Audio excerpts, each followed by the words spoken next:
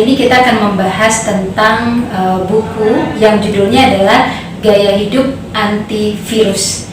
Kita sekarang ini berada pada pandemi COVID-19 dan kita tidak tahu kapan kondisi ini akan berakhir. Tentu cara yang paling baik kita lakukan adalah senantiasa membooster imunitas. Nah, cara membooster imunitas ini sangat komplit dan cara-cara ini adalah merupakan suatu gaya hidup yang kita sebut sebagai gaya hidup antivirus. Buku ini membahas sekitar 5 bab. Pada bab 1 di buku ini menjelaskan tentang mengenal sistem kekebalan tubuh. Dijelaskan bahwa sistem kekebalan tubuh kita itu ada 2 jenis, yaitu ada kekebalan tubuh yang tidak spesifik tapi ada yang spesifik. Yang tidak spesifik itu juga banyak tingkatannya, dimulai dari pertahanan fisik, pertahanan mekanik. Pernah nggak teman-teman merasakan ketika ada sesuatu yang masuk ke hidung lalu kemudian kita bersin? Itu upaya pertahanan tubuh kita, kekebalan tubuh kita dalam menyaring benda asing yang masuk melalui hidung kita. Nah, di situ ada silia atau bulu-bulu halus yang berperan untuk melakukan proses penyaringan. Kemudian juga ada pertahanan kimiawi, juga ada pertahanan biologis. Mungkin teman-teman tahu bahwa di usus kita ini ada mikroflora yang hidup. Nah, mikroflora itu ada yang positif dan negatif. Yang positif itu membantu mempertahankan atau mencegah benda-benda asing masuk ke dalam tubuh kita melalui usus. Kemudian ada pertahanan seluler, ada juga pertahanan zat komplement. Di sini dijelaskan lebih detail. Dan kemudian juga ada kekebalan tubuh spesifik. Mungkin sudah mengenal ada sel darah putih, ya, dan kemudian kekebalan humoral. Nah, dikatakan ketika tubuh kita telah memproduksi antibodi, maka ketika ada virus yang sama masuk ke tubuh kita dengan cepat akan meresponnya, gitu ya. Nah, ini tahapan-tahapan yang dilalui ketika kemudian suatu benda asing seperti virus masuk ke dalam tubuh kita. Lalu pada bab 2 di buku ini dijelaskan kebiasaan hidup sehat. Nah, kebiasaan hidup sehat itu banyak sekali. Mulai dari menjaga kesehatan kulit, menjaga kesehatan keseimbangan mikroflora usus positif, kemudian mencukupkan asupan serat. Nah, di dalam serat pun kita diberitahu tentang makanan-makanan yang bisa diperoleh sehingga serat tadi tercukupi. Meningkatkan asupan protein dijelaskan di sini mulai dari ibu hamil, anak usia 1 sampai 3, 4 sampai lansia itu harus mengkonsumsi protein berapa banyak. Kemudian juga harus mengurangi asupan lemak jenuh berlebih dan lemak trans, ya, yang siapa yang hobinya mengkonsumsi goreng-gorengan itu di sini diberitahu berapa harusnya boleh dikonsumsi. Sampai kemudian juga penjelasan mengenai mencukupkan paparan sinar matahari, mau jam berapa, ada penjelasannya. Kemudian juga melatih diri untuk berpikiran dan berucap positif. Nah, di sini dikatakan tips yang baik untuk melatih diri untuk berpikir dan berucapan positif adalah tingkatkan frekuensi tersenyum pada diri sendiri dan pada orang lain. Kemudian juga belajar selalu melihat sisi baik dari orang lain dan sisi baik diri sendiri. Dan kemudian juga harus senantiasa berpikir bahwa segala sesuatu yang terjadi pasti ada maksudnya. Lalu kemudian juga dijelaskan tentang mencukupkan jumlah dan jam tidur serta meningkatkan kualitas tidur, kemudian asupan zat antioksidan, ya, dan kemudian meningkatkan asupan zat fitokimia yang berasal dari rempah seperti jahe, kemudian serai, laos, kayu manis, kunyit, dan lain sebagainya.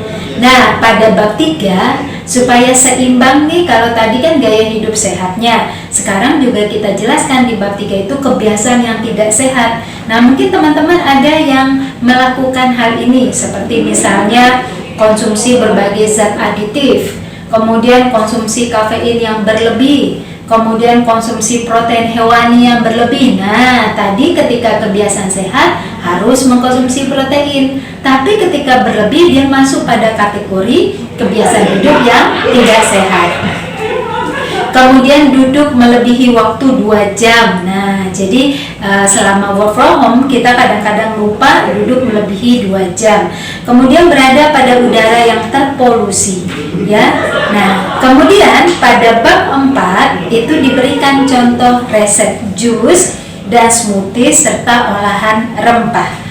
Nah, resep jus dan smoothies itu berasal dari sayur dan buah yang sudah terbukti secara ilmiah memang mempunyai zat yang bisa membooster imunitas. Kita sebut saja satu, tentang tomat aja. Jelas di situ ada zat antioksidan yang kuat seperti likopen. Tapi kan tomat tidak bisa dikonsumsi mentah, harus dipanaskan dulu baru kemudian likopennya menjadi aktif. Nah, kemudian kita sebut saja tentang kurma. Nah, itu juga mempunyai efek untuk imunitas tubuh. Lalu sari jeruk, brokoli, selada. Nah, di sini ada resep-resepnya yang bisa diikuti.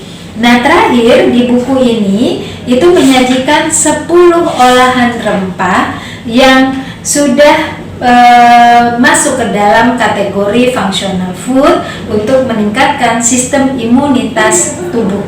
Nah, di olahan rempah ini saya menjelaskan 10 resep, yaitu wedang serai, wedang jahe secang, kemudian wedang jahe kayu manis, wedang jahe lemon, kunyit, dan wedang kunyit asam jawa, wedang teh lengkuas, wedang lengkuas jahe serai kunyit, wedang kayu manis jahe dan serai, wedang teh serai, wedang susu jahe. Nah, saya paling senang mengolah yang wedang susu kunyit.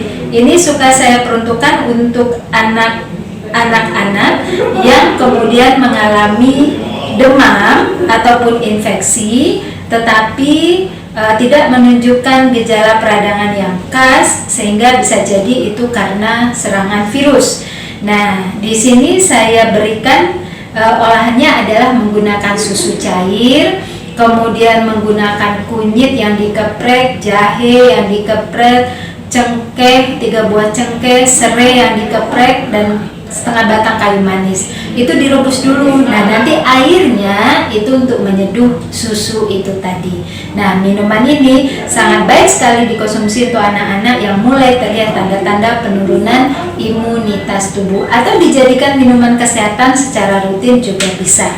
Nah, tertarik dengan buku ini bisa diperoleh di Gramedia. Secara fisik hanya dengan harga 85.000, tapi juga bisa, gak usah pakai harga deh, ulang lagi nih. Nah, tertarik dengan buku ini sudah bisa diperoleh di toko buku Gramedia dalam bentuk fisik. Juga bisa didapat dibaca dengan bentuk e-book ya, dengan link sebagai berikut. Baik, demikianlah gaya hidup antivirus yang memang harus kita terapkan. Jangan tunda-tunda lagi, karena kita tidak tahu virus itu ada di mana. Dan menurut WHO pada bulan April yang lalu dijelaskan bahwa virus ini resmi diketahui tidak saja berada pada droplet, tapi juga melayang di udara hingga 8 jam. Jadi kita harus selalu waspada. Selain waspada, juga senantiasa meningkatkan imunitas tubuh. Terima kasih untuk yang telah menonton video ini.